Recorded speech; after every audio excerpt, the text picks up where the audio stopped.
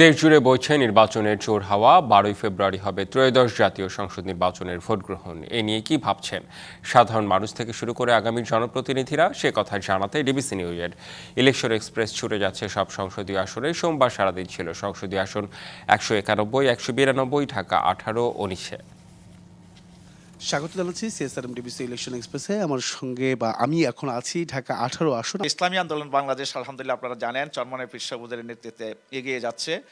একটি সুস্থ ধারার রাজনীতি, শরিয়াভিত্তিক রাজনৈতিক সংগঠন।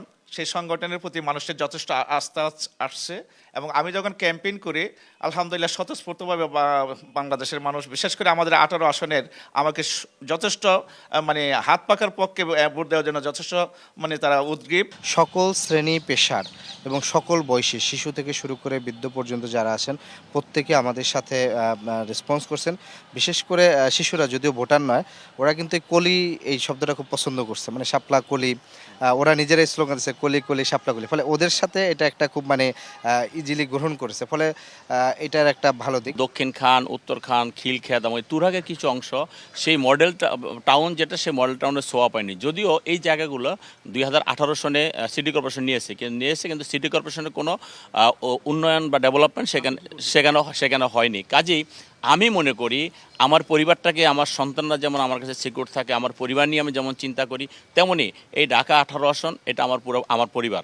এই পরিবারের কে কীভাবে ভালো থাকবে, কে কীভাবে কী করবে সেটা আমি দেখব। আমাদের ঢাকা 19 সাভার আশুলিয়া আসনের এখানে অনেক সমস্যা।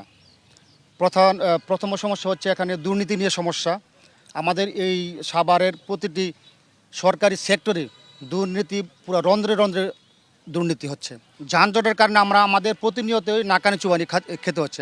আমরা সাভার আশুলিয়াতে যেখানে আমাদের 1 ঘন্টার রাস্তা, জি, যানজট নির্মূল আমরা করতে চাই। আশুলিয়ায় হচ্ছে জলাবদ্ধতা এবং রাস্তার একটা বড় সংকট, সেটা এসছে আমার নির্বাচনী প্রতিশ্রুতিতে।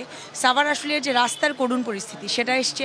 আর একটা বড় জিনিস আছে কি, সাভার এবং আশুলিয়াতে চাঁদাবাজ, সন্ত্রাস এবং দখলদারিত্ব, এটা একটা ভয়াবহ জায়গা।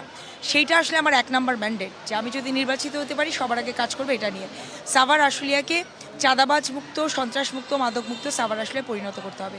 1 নম্বর হলো যানজট। এই হাইওয়ে রাস্তা অনেকগুলো পয়েন্ট আছে যেখানে অকারণে যানজট হয়। যানজট নিরসনের জন্য আমি একটি পরিকল্পনা করেছি।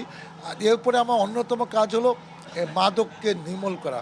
তৃতীয় হলে যেখানে ভূমিদস্যু, দোকানদস্যু, তারপর মার্কেট দস্যু, এরকম অনেকের স্থান আছে। এরা বিভিন্ন সময় রাজনৈতিক ছত্রশাহী কাজগুলো, ছিনতাই এবং চাঁদাবাজদের দৌরাত্ম এখানে কম না। জনমত তৈরি করে আমরা ওই এলাকাগুলোকে শান্তি এলাকা হিসাবে আমরা সুযোগ করে তৈরি দেবো। আগামীকাল থাকছে ফেনী 1, সেখানে তুলে ধরা হবে বিভিন্ন রাজনৈতিক দলের মনোনীত প্রার্থীরা কি ভাবছেন আগামী নির্বাচনকে কেন্দ্র করে সেসব বিষয়। সঙ্গে থাকুন সিএসআরএম ডিবিসি ইলেকশন এক্সপ্রেসের।